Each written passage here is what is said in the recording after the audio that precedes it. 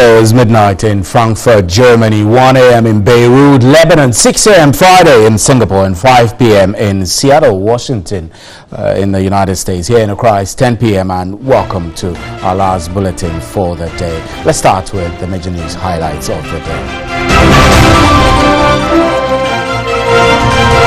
The first prosecution witness in the Major Mahama murder trial has told an Accra High Court it was the chief executive officer of the mining company they were providing security who broke the news of the death of the soldier to them. It was being led to give evidence in court on Thursday. Tension is mounting at the Manyakrobo Senior High School in the lower Manyakrobo district of the Eastern Region after violent attacks between students and town folks resulted in the death of one person. Final year students have been asked to leave the school campus to avoid further confrontation. And 2 persons have been arrested by the Tafo police in connection with the stabbing of a final year student of the Osei Chirechie Senior High School. The 2 are currently in police custody assisting in further investigations. The Minister of Regional Reorganization, Dan Kwekubotwe, has assured Ghanaians the roadmap for the creation of the proposed new regions is on course. His assurance follows concerns that an extension of the time for the Commission of Inquiry to complete its work may hamper the processes leading up to the conduct of a referendum. And elsewhere, former Malaysian Prime Minister Dr. Mahathir Mohamad has again been sworn in as Prime Minister after a shock election victory. The win comes 15 years after he stood down as Prime Minister after 22 years in power.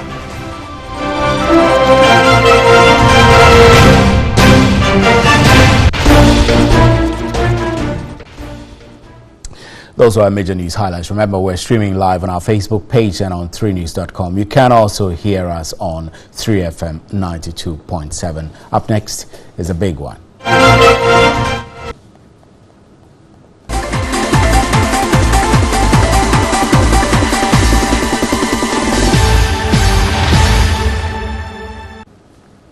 Welcome back. Now, 2 persons have been arrested by the Tafo police in connection with the stabbing of a final year student of the Osei Chirechie Senior High School. The 2 are currently in police custody assisting in further investigations. Here's a report by Beatrice Spielgabra. 18-year-old Godfred Arthur, who was scheduled to write his final paper on Thursday, 10th May 2018, was stabbed in the neck by some unidentified thugs who went to the school around 9 p.m. on Wednesday. Information gathered by TV3 News indicate the thugs went to the school to steal, but some students who saw them raised alarm. As the students were running, Godfred Arthur was allegedly stabbed in the neck by the thugs. Scores of parents on Thursday morning trooped to the school to verify if their wards were safe but were prevented from entering the campus. Some of the parents who spoke to TV3 News raised concern about the lack of adequate security in the school. The Ashanti Regional Director of Education, Kumasi Metro Director of Education, Kumasi Metropolitan Chief Executive, and some police personnel held a closed-door meeting with school authorities. The Chief Executive of the Kumasi Metropolitan Assembly, Asei Sibentri, who briefed the media, mentioned improved security arrangements for the school. The police have acted so swiftly and the police have managed to arrest 2. So now the investigation is ongoing. So it's through the interrogation that will let us know why they came. But we want to take this opportunity also to assure the parents that now security measures have been beefed up and therefore parents should not get worried. The paramount chief of Tafo, Nana Ajin Frimpong, called for calm, urging authorities to fix the challenges facing the school. Meanwhile, the students of Okes have been asked to go home. They are to report back to school next Tuesday. And from the Ashanti region to the Eastern region, tension is mounting at the Manyakrobo Senior High School in the lower Manyakrobo district of the Eastern region after violent attacks between students and town folk, leaving one person in critical condition. All final year students have been asked to leave the school campus to avoid further confrontation. TV3 gathered from school authorities that on Monday, May 7, 2018, at 2 a.m., when students of Manyakrobo Senior High School were studying in the dining hall, some townsfolk allegedly attacked them and made away with their valuables, including mobile phones, math set, and calculators. Failed to report the incident to their school authorities because they were illegally using mobile phones, which were not allowed in school. At about 11 a.m. same day, the students of Manyakrobo Senior High School attacked some students of Modern Senior High School because they identified one student of Modern Day Senior High School to be part of the townsfolk who had earlier attacked them. The police invited 20 final year students of the Manyakrobo Senior High School and cautioned them to be of good behavior. But on Tuesday, the townfolk returned to the Manyakrobo Senior High School for a reprisal attack. One student was stabbed but survived and was discharged to go write his papers. The students allegedly lynched the resident who stabbed their colleague. He was later sent to the hospital. All final year students of the Manyakrobo Senior High School have been asked to leave the school premises as soon as they end their WASI papers. Well, let's get on to the telephone lines and speak with a parent who is a parent whose ward is at Okes in the Ashanti region. Alexander Yao Danso is president of the National Council of National Council of Parent Teachers Association. Mr. Danso, good evening. I almost linked you to the situation at Okes, but as a parent, how concerned are you after the incident at Okes and the incident at Manyakrobo? Thank you, my brother. Good evening to your viewers and listeners. Yes, such situations cause for worry, you know. It's just unfortunate that such incidents are happening at a time when our children are almost completing their papers. We don't actually know the genesis of it, but concerning the Kumasi issue, where a final year student was stabbed to death yesterday. It's quite unfortunate. You know, security in most of our schools leaves much to be desired. You know, some schools are not walled. Even those which are walled, even the security personnel there, that's the watchmen, and there are not many. May at times see 2 or 3 watchmen, 5 watchmen, with guarding the whole large compound, and this calls for a worry. So.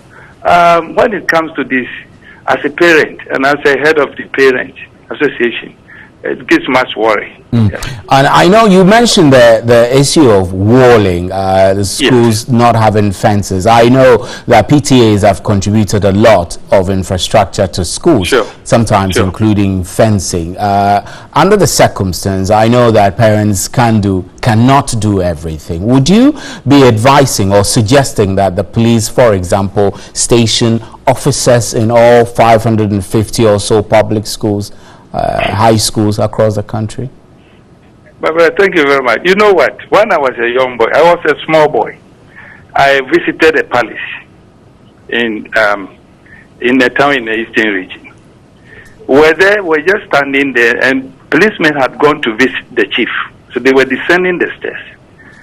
Apparently, one of the policemen slipped, and before I had started running. I ran from the palace. You see, deploying policemen to the almost 500 and something or so schools wouldn't help the situation. There are some people who fear the police, and that that is not even possible. It's not in a civilized society.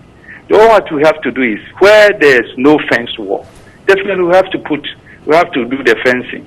PTAs have been helping a lot, but of late, it looks as if PTA has not done anything at all. There are some utterances from some politicians suggesting that the PTA is more or less of, embezzling, finding a way to dupe parents and all that. That is quite unfortunate. When you visit most of the senior high schools, almost all the senior high schools, you see the infrastructure. And I can say, personally, before authority that 90% of the infrastructure project was done by the PTAs.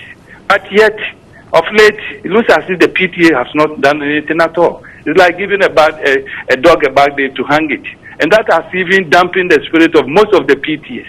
And so, while they are our children, they are there. We'll still continue to do our best.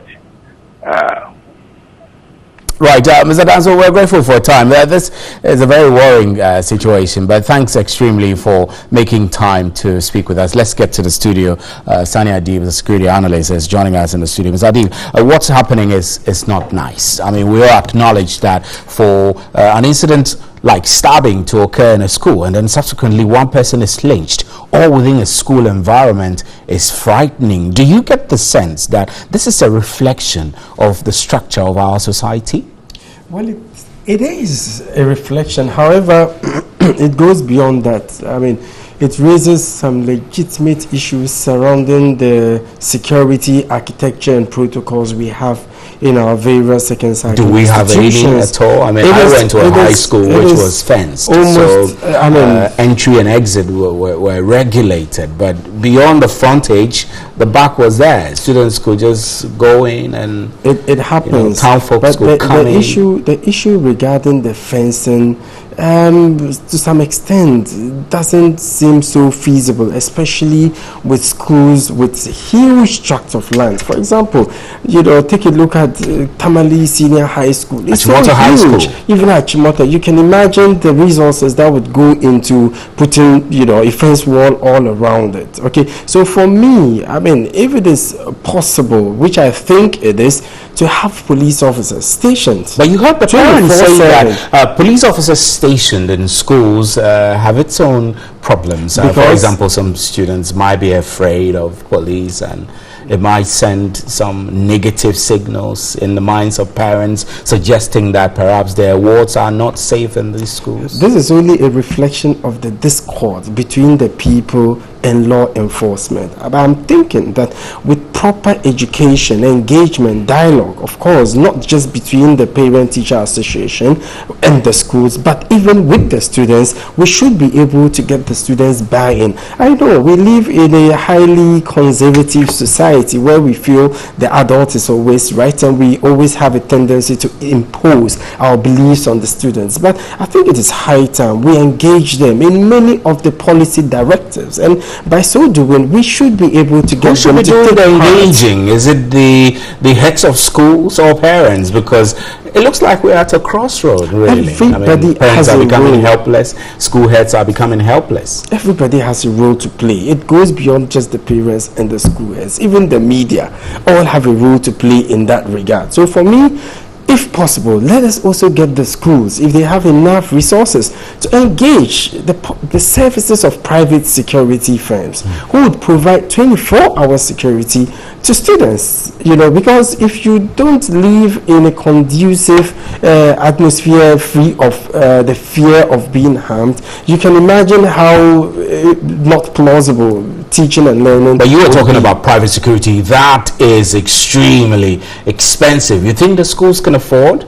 I mean, especially in an era of free senior high school, where government is footing the bills of the first students and progressively making it free. Yes, I know many of these schools have complained in recent times over the fact that they don't have enough resources. But the safety of the students is paramount. And I'm sure, as a goodwill gesture, if they make a move, many parent-teacher associations would be willing to commit resources into making that a reality. You talk about engagement. What about engagements with MMDAs and the Ghana Education Service and the ministry? Yes, like I indicated clearly, I mean, they all have a role to play in that regard, because this is an area we have for years turned a blind eye to. But this is not anything new. I remember when I was in Tamale Senior High School, at a point there's a neighboring tertiary institution which had issues with one of our students because of a lady.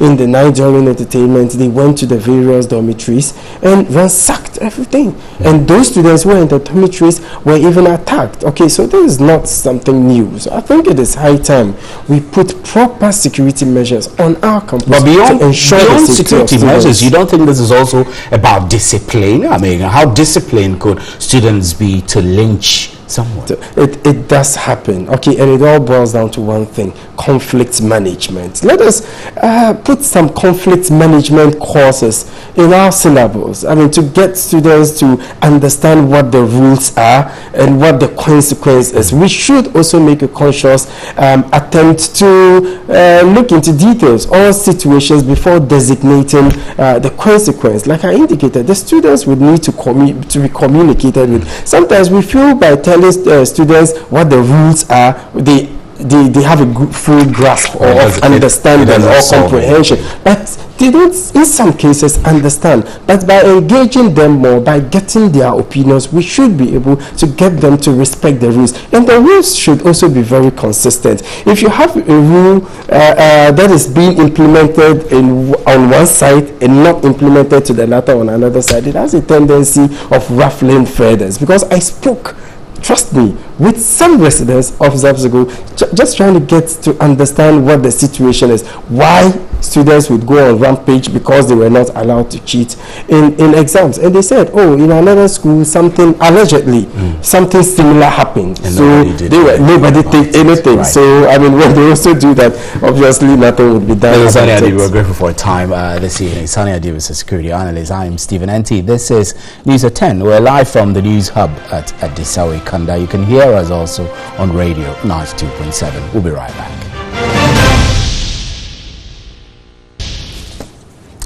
Welcome back. Now, the Minister of Regional Reorganization, Dan Kweku Boche, has assured Ghanaians the roadmap for the creation of a proposed new regions is on course. His assurance follows concerns that an extension of the time for the Commission of Inquiry to complete its work may hamper the processes leading up to the conduct of a referendum. He spoke exclusively to our reporter, Catherine Frimpoma.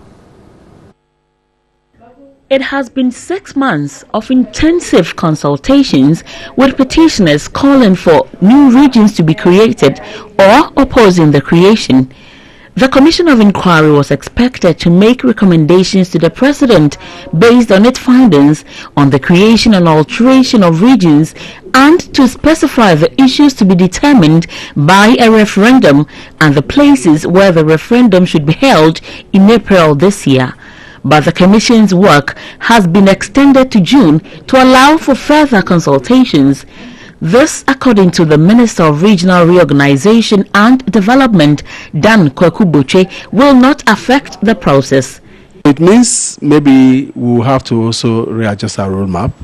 We know we cannot dictate to the Electoral Commission as well how long it will take them to prepare and hold a referendum. 1, 2, we're still unsure yet what the recommendations of the Commission will be. Are we going to have a referendum in all the 4 regions, or are all the 6 petitioners going to succeed in their petition? We still don't know, and we have to give them the benefit of the doubt. But of course, the Electoral Commission is on notice. They have been aware of our roadmap, and they are also being informed of the extension Mr. President has granted to the Commission up to June 30th. So we are expecting them also to adjust their program accordingly. We are only praying that the Electoral Commission will be ready to take off after June 30th. He was optimistic the proposed new regions could be created this year. I'm so confident that if there's positive recommendation, if Mr. President, what Mr. President also refers to the Electoral Commission positively, that we should proceed with the referendum, I'm quite confident that by the end of this year, if there's 50% turnout and 80% vote for yes, if they do succeed, then I'm quite sure that by the end of the year we should have new if all the 6 petitions succeed and they also succeed in getting 50% turnout and 80%, then it's possible we'll have those regions, additional regions. 16, if they all succeed, then we'll have 16. The creation of new regions is in fulfillment of the New Patriotic Party's campaign promise to carve new regions out of the Bunahafo, Western, Northern and Volta regions. 2 additional regions are likely to be carved out of the existing Bunahafo and Northern regions and 1 out of the Volta region. Petitioners say the creation of new regions will spur development. Others have, however, argued that proposed new regions could weaken the power of some traditional authorities. If the Commission recommends the necessity of new regions and President accepts same, a referendum would be held in accordance with Article 5(4) of the Constitution. Catherine Frempoma, TV3, Accra. The first prosecution witness in the Major Mahama murder trial has told an Accra High Court it was the chief executive officer of the mining company they were providing security who broke the news of the death of the soldier to them. He was being led to give evidence in court on Thursday. Saloma Menya has the rest of the story. Warrant Officer Class 2 of the 64 Infantry Regiment, Sabi Kwesi, is the state's first prosecution witness. He was part of the team that went on the operation at Diasu in the Central Region with the late Major Maxwell Mahama. Led by Chief State Attorney Evelyn Kilson, WO2 Sabi Kwesi gave his evidence. He told the court on that fateful day, May 29, 2017, at about 8:30 a.m., Major Mahama informed him he was going for a walk but would turn left rather than right, which he usually did. Still on his evidence in chief, WO2 Sabi Kwesi said the CEO of Canada Ghana, also known as C&G Mining Company, called to find out if they were all safe. He informed him that some had gone for duty while the rest were at home, with the exception of Major Mahama, who had gone for a walk. The CEO, referred to as Mr. Donald, called back at about 2 p.m. to break the news of Major Adams Mahama's death to the team of military personnel providing security to the mining company. According to him, he and 3 other soldiers, including a civilian driver, went for a pickup vehicle from Mr. Donald. Defense counsels George Benashaw and Patrick Enimado said the testimony contravened the rules of evidence, hence amounted to hearsay. But the Chief State Attorney Evelyn Kilson rebutted that the witness was not testifying to the truth or otherwise of what he was told, but was only providing a direct first-hand information. Still on his evidence in chief, according to WO2 Sabi Kwesi, they then went to the Dunkwa hospital where they asked a nurse whether someone who had been shot was in their care.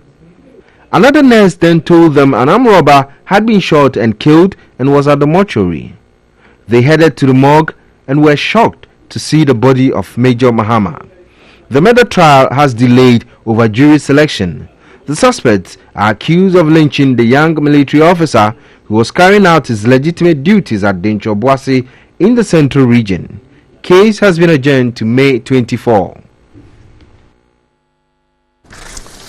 And that's how we'll wrap up with News at 10. Thank you very much for staying. On behalf of the crew, good night. There is more news at 3news.com. And up next is Sports Unlimited.